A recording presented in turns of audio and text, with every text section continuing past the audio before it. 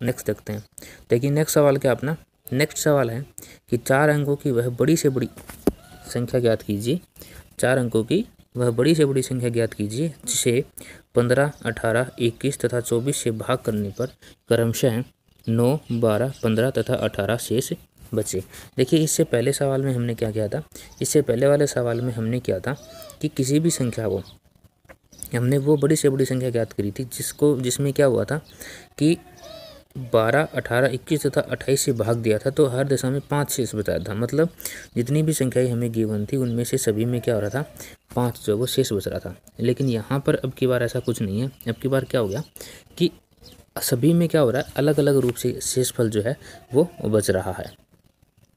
ठीक है प्यारे बच्चों, तो इस टाइप के सवाल को किस तरीके से सोल्व करते हैं। देखिए पहली बात तो ये है कि इसने करी है 4 अंकों की बड़ी से बड़ी संख्या की। तो चलो हम चलते हैं 4 अंकों की बड़ी से बड़ी संख्या के ऊपर। 4 अंकों की बड़ी से बड़ी संख्या जो है वो क्या होती है, ये होती है, ठीक है, 9999। ये सबसे बड़ी संख्या होती है 4 अंकों की। ठीक है, अब यहाँ पे बात हो रही है कि सब में अलग अलग शेषफल बच रहा है। इसका मतलब हमें क्या करना पड़ेगा, अगर मैं उस शेषफल को दी हुई संख्या में से घटा देता हूँ तो फिर हमें शेषफल के रूप में किसी भी संख्या की जरूरत नहीं पड़ेगी ना। तो यहाँ पर हम क्या करेंगे, सभी में से घटा लेंगे। क्या शेषफल बच रहा है, जैसे यहाँ पे 9 शेषफल बच रहा है तो यहाँ पे 6 बचेगा। उसी पर 18 में से अगर मैं 12 करूँगा तो फिर ये 6 बचेगा। उसी पर 21 में से मैंने क्या किया, 15 शेष बच रहा था, तो अब क्या करेगा, अब 6 बचेगा। और 24 में से अगर मैंने 18 शेष बचाया तो इसका मतलब 6, यानी सभी में क्या हो रहा है, समान रूप से जो होगा शेष जो है वो समान रूप से बच रहा है। अब यहाँ पे आप देख पाएंगे ये जो हमारा सवाल है ये ऊपर वाले सवाल की तरह क्रिएट हो गया है। जो हमारा ऊपर वाला सवाल था सेम वैसा ये सवाल हमारा बन चुका है। तो इसके लिए अब हमें क्या करना है कि वो 4 अंकों की सबसे बड़ी संख्या 9999 है। ओके, अब क्या करना है हमें, 15, 18, 21 और 24 का हमें क्या चालना है, एलसीएम, लैसे जिसे अपन बोलते हैं एलसीएम। इसका एलसीएम क्या होगा, इसका एलसीएम होगा प्यारे बच्चों 2520। ठीक है, जब आप इसका एलसीएम निकालोगे ना तो इसका एलसीएम हमारे पास आएगा 2520। अब इस 2520 में हम क्या करते थे, जो हमें सबसे बड़ी संख्या होती थी उसमें क्या लगा देते, भाग लगाते थे। उसके बाद हमारे पास कुछ शेषफल बचता था, उस शेषफल को हम क्या करते थे, ये जो दी हुई संख्या है 9999 इसमें से घटाते थे। उसके बाद हमारे पास जो भी मान बचता था उस मान में हम क्या करते थे, शेष संख्या को जोड़ देते थे या उसको घटा देते थे। ठीक है, चलो करते हैं। जब मैं इसका 2520 का इसमें भाग लगाऊंगा तो मेरे पास शेषफल के रूप में 2439 बचेगा। 2439 बचेगा, ये आपको करके देखना है। ठीक है, तो 2439 हमारे पास शेषफल के रूप में बचेगा। इस शेषफल को हमें क्या करना है, 9999 में से घटा देना है। 9999 में से क्या कर दें, 2520 में से सब्सट्रैक्ट करेंगे तो हमारे पास जो संख्या बचेगी वो क्या होगी, 9727, यानी कि 7289। ठीक है, अब क्या करेंगे हम, 4 अंकों की है तो शेषफल के रूप में हमारे पास क्या बच रहा था, 6 शेष बच रहा था।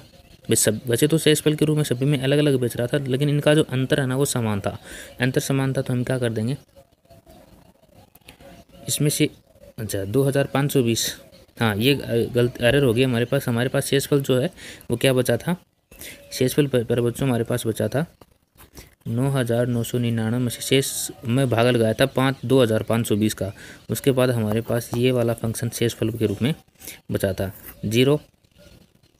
उसके बाद में ये हो जाएगा 6, ये हो जाएगा 5 और ये हो जाएगा 7। तो मतलब हमारे पास ये वाली संख्या बची थी। ओके, अब इसमें हम क्या करेंगे, 6 जो है, जो 6 ये क्या था, ये सभी में अंतर जो है वो समान था। इस अंतर को जब मैं इसमें से घटाऊंगा 7560 में से तो मेरे पास संख्या बचेगी 7554। ठीक है, तो 4 अंकों की ये 7554 वह बड़ी से बड़ी संख्या है जिसको अगर हम 15 से 18 से 24 से भाग करेंगे तो हमारे पास 9, 12, 15 तथा 18 जो है वो शेष बचेगा। ठीक है, नेक्स्ट सवाल की तरफ बढ़ते हैं। नेक्स्ट सवाल में कहा गया है कि 5 अंकों की वह छोटी से छोटी संख्या क्या होगी। अब बात हो रही है 5 अंकों की, जिसमें 30, 45 तथा 60 से भाग देने पर 20, 35 तथा 50 जो है वो क्या हो, शेषफल के रूप में बचता हो। तो 5 अंकों की छोटी से छोटी संख्या क्या होगी, 10,000 होगी। बिल्कुल ये सबसे छोटी यही होगी 5 अंकों की। इस संख्या के अंदर ऐसी एक संख्या हमें पता लगानी है जो 5 अंकों की हो, लेकिन हमें क्या पता है, हमें इतना पता है कि सबसे छोटी संख्या 10,000 होती है 5 अंकों की। ठीक है, ओके। अब हमें क्या करना है, हमें वही प्रोसेस करना है वापस से। हमें 30, 45 और 60 का क्या लेना है, एलसीएम। इनका एलसीएम कितना आएगा प्यारे बच्चों, 180 आएगा। अब इस एलसीएम का हमें क्या करना है, इस 10,000 में क्या करना है, भाग लगाना है। तो उसके बाद हमारे पास जो कुछ भी शेषफल के रूप में बचेगा वो हमें 10,000 में से घटा देना है। ठीक है, क्या करना है, हमें 10,000 में से घटा देना है। और उस 10,000 में से घटाने के बाद हमारे पास 10,000 में से घटाएंगे, जैसे घटाने के बाद में जो हमारे शेषफल जो बचते हैं उनका अंतर देखेंगे। अगर अंतर सेम आता है तो फिर हम क्या करेंगे, वो अंतर उसमें ऐड कर देंगे। ठीक है, तो चलो करके देखते हैं। 10,000 में हम क्या करते हैं, 180 का भाग लगाते हैं। तो प्यारे बच्चों ये लीजिए 10,000 और इसमें हम लगाते हैं 180 का भाग। तो यहाँ से मैंने एक जीरो जो है वो पहले कट कर दी। अब मेरे पास 18 बचा, तो 18 5 90, फिर 10 बचेगा, 18 5 90। कहने का मतलब ये है कि हमारे पास शेषफल के रूप में क्या बचेगा, 100 बचेगा। ठीक है, तो ये शेषफल के रूप में हमारे पास 100 बच गया। इस शेषफल का हमें क्या करना है, इस शेषफल का हमें करना है, ये जो 10,000 हमने माना था इसमें से हम इस 100 को घटा देंगे। तो हमारे पास बचेगा 9,900।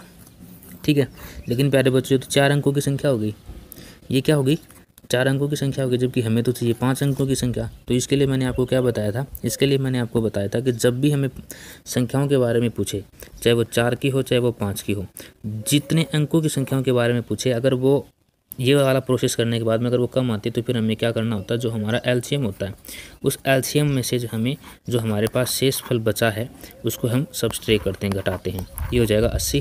तो 10,000 5 अंकों की 10,000 थी सबसे छोटी जो हमने मानी थी, लेकिन एक्चुअल में क्या होगी, एक्चुअल में प्यारे बच्चों ये होगी, ये कितना हो गया अपने पास, 10,080। ठीक है, अब 10,080 हो गया। तो 10,080 ये वो संख्या है जिसे क्या करेंगे, 30, 45 और 60 से भाग देंगे तो हमारे पास कुछ शेष बचेगा। और वो शेष क्या बचेगा, 10। सभी में 10 बचेगा, क्यों, क्योंकि 30 में से 20 घटाते हैं तो हमारे पास क्या होना चाहिए, 10 होगा। उसी प्रकार 45 में से 35 तो 10 बचेगा, और 60 में से 50 घटाएंगे तो हमारे पास शेषफल क्या बचेगा, 10 बचेगा। तो वो जो शेष है वो शेष करने के लिए हमें क्या करना पड़ेगा, इसमें से 10 और घटाना पड़ेगा। जिसका मतलब हमारे पास जो एक्चुअल संख्या वो कितनी आएगी, 70, 10,070। तो 10,070 वह संख्या है जिसे 30, 45, 60 से भाग देंगे तो 20, 35 और 60, 50 जो है वो क्या होगा, शेषफल के रूप में बचेगा। ओके, उम्मीद है आपको सवाल समझ आया होगा। एक बार मैं फिर से ट्राई करता हूँ सवाल को समझाने के लिए। देखना है, सबसे पहले हमें 5 अंकों की संख्या माननी है, तो वो होती है 10,000। फिर हमें क्या करना होता है, दी हुई संख्याएं जो हैं, जैसे यहाँ पे 30 है, 45 है, 60 है, इनका हमने एलसीएम निकालना होता है। जो इनका एलसीएम आएगा उस एलसीएम से हम क्या करेंगे, इनको डिवाइड करेंगे, 10,000 को डिवाइड करेंगे। डिवाइड करने के बाद में यहाँ पर कुछ शेषफल बचेगा, उस शेषफल को हम क्या करेंगे, इसमें से घटाएंगे। ठीक है, बस यही करना है। जैसे ही हम इसको घटा देते हैं तो फिर हमें जो संख्याएं दी हुई हैं, जैसे 30, 45, 60 दी हुई थी, इनमें जो भी शेष बच रहा है उनका अंतर देखते हैं। ठीक है, तो यहाँ पर 20 बच रहा था, यहाँ पे 35 बच रहा था और यहाँ पे 50 बच रहा था। जब हम इनका अंतर देखते हैं तो सभी में 10-10 अंतर आता है, मतलब इसका जो अंतर है वो क्या है, सभी का समान है। ओके, तो यहाँ पर हमारे पास जो शेष बच रहा था 180 से भाग लगाने के बाद उसका हमने क्या किया, इससे डिवाइड किया। उसके बाद हमारे पास ये शेष बचा, इस शेष को हम क्या करेंगे, इस 10,000 में से घटा देते हैं। 10,000 में से घटाने के बाद में हमारे पास एक संख्या आएगी, उस संख्या में से हम क्या करेंगे, 10 और घटा देंगे। अगर बाई चांस 5 अंकों की संख्याओं के बारे में अगर पूछा गया है और घटाने के बाद में 4 अंकों की संख्याएं आ जाती हैं तो फिर हमें क्या करना है, एलसीएम जो होता है हमारा एलसीएम, ठीक है, उस एलसीएम में से जहाँ पे जो शेष बचता है उस शेष को घटाएंगे और घटाने के बाद में ये जो 10,000 है उस 10,000 में क्या करेंगे, उस संख्या को जोड़ देंगे। ठीक है, और हमारे पास आंसर मिल जाएगा। तो जितने अंकों के बारे में बात की गई है उतने अंकों के बारे में हमें बताना ज़रूरी है। नेक्स्ट सवाल की तरफ बढ़ते हैं। बहुत ही अच्छा सवाल है, कंसेप्ट भी काफ़ी अच्छा है। कहा गया है कि 3 घंटियाँ क्रमशः 6, 8 एवं 10 सेकंड के अंतर से बजती हैं। 3 घंटियाँ हैं प्यारे बच्चों, वो क्या होती हैं? 6, 8 और 10। 6, 8 और 10 सेकंड के अंतराल से बजती हैं। बात हो रही है सेकंड्स में, तो सेकंड के अंतराल से बजती है। यदि वे एक साथ बजना प्रारंभ करती है तो कम से कम कितने समय बाद वो फिर से एक साथ बजेगी? कोई घंटी होगी भाई, ये एक घंटी है, ये दूसरी घंटी हो रही, तीसरी घंटी है। ओके, इन्होंने क्या किया? एक साथ बजना प्रारंभ किया। एक बार क्या होती है, एक बार इन्होंने एक साथ बजना प्रारंभ किया तो इनका जो बजने का टाइमिंग है वो क्या है? जैसे ये मान के चलो कि एक घंटी जो है वो 10 बज करके 6 सेकंड पे बोलेगी, दूसरी वाली है वो 10 बज करके 8 सेकंड पे बोलेगी, तीसरी वाली जो है वो 10 बज करके 10 सेकंड पर बोलेगी। ठीक है, कुछ इस तरीके से वो घंटियाँ जो हैं वो बजती हैं, उनका टाइम ड्यूरेशन है। तो इन्होंने सवाल में सिर्फ सिंपल सा ये पूछा है कि वे वापस एक साथ कब बजेंगी। बजना उन्होंने स्टार्टिंग किया है एक साथ में, उनको चालू एक साथ में किया गया था उसी टाइम पर जब वो बजी थी, लेकिन अब वापस वो जो है वो कब एक साथ बजेगी। तो इसका सिंपल सा मेथड होता है, ये होता है कि हमें क्या करना है, इसका एलसीएम लेना है। 6, 8 और 10 का एलसीएम क्या आएगा? 120 आएगा।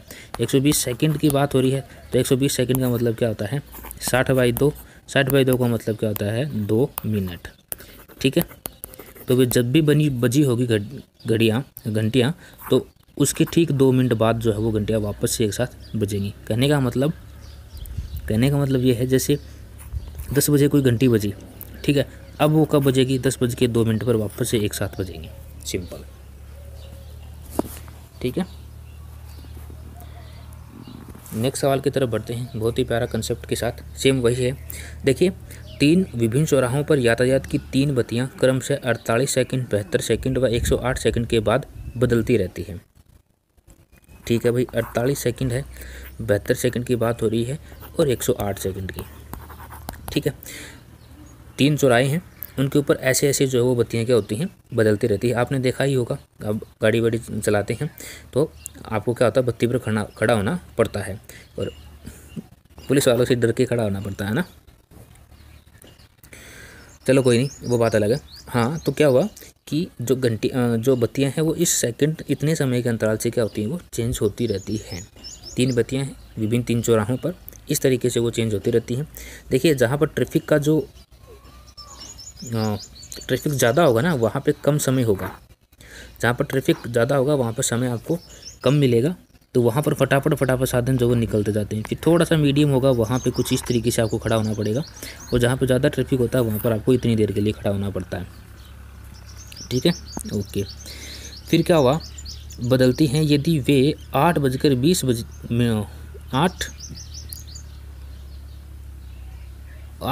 बजे एक साथ बदलें तो पुनः एक साथ कितने बजे बदलेंगे?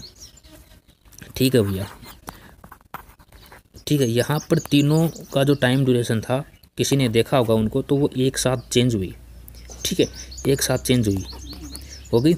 अब उन्होंने ये पूछा कि वो कौन सा समय होगा जब वो वापस से एक साथ चेंज होंगे। तो क्या करना है, हमें एलसीएम लेना पड़ेगा। किनका? 48, 72 और 108 का लेना पड़ेगा। इनका जो एलसीएम होगा वो आएगा 432। ठीक है, 432 सेकंड, बात सेकंड में थी। 432 सेकंड को मिनट में कन्वर्ट करेंगे तो हो जाएगा 60। 432/60, 30 2 60, 15 और 108, तो लगभग कितना जाएगा? 15 × 105 और 3 और 12 सेकंड, यानी कि ये जो ड्यूरेशन है अपना, ये क्या होगा? 7 मिनट का, 7 मिनट और 12 सेकंड बाद, ये मिनट है यहाँ पे, 7 मिनट 12 सेकंड टाइम ड्यूरेशन क्या है हमारा? 7 मिनट 12 सेकंड का। इसका मतलब ये है कि जो घंटी सुबह 8:20 पर एक साथ दिखी थी, वो अब क्या होगी? 7:12 पर वापस से हमें क्या होगी? देखने को मिलेगी। तो 12, 27 और 8, यानी कि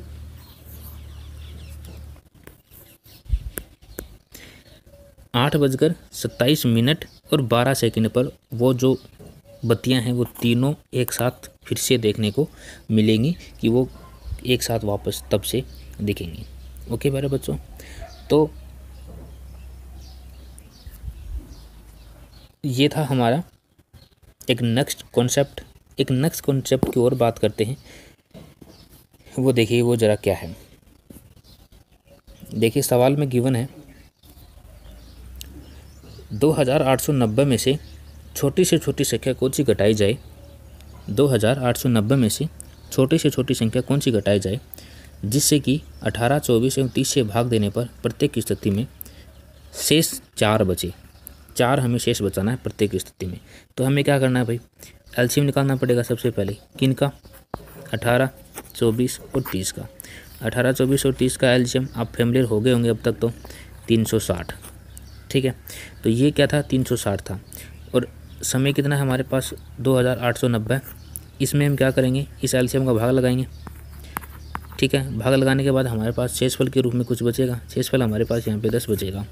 इस 10 का हम क्या करेंगे, इस 10 का हम ये करेंगे कि 10 जो है, ये 10 वो संख्या है जो हमें शेषफल के रूप में कितना देती है, 10 देती है। लेकिन हमें 10 तो शेष नहीं बचाना चाहिए ना, हमारे पास शेष कितना बचना चाहिए, हमारे पास शेष जो है वो 4 बचना चाहिए। तो 4 कब बचेंगे, 10 में से कितना घटाएंगे, 6 घटाएंगे, तब जा कर के 4 हमारे पास शेष बचेंगे। ठीक है, तो अभिष्ट संख्या क्या हो जाएगी, 6। कहने का मतलब ये है कि 2890 में से 6 को अगर हम घटा दें तो फिर हमारे पास प्रत्येक स्थिति में 4 शेष बचेगा। आ गया, सिंपल सी बात है, समझ आएगा उम्मीद है।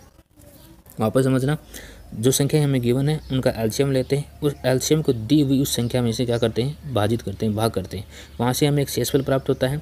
वो शेषफल क्या होगा, वो वह शेषफल होगा जो एक्चुअल में नहीं होता है अकॉर्डिंग टू सवाल। तो हम उस शेषफल में से ऐसी कौन सी संख्या घटाएं कि वो शेषफल के रूप में हमें संख्या प्राप्त हो जाए। ठीक है, सो गाइज आज के लिए इतना ही। Thank you so much. मिलते हैं नेक्स्ट क्लास में, तब तक अपना ख्याल रखिए, हंसते रहिए, मुस्कुराते रहिए।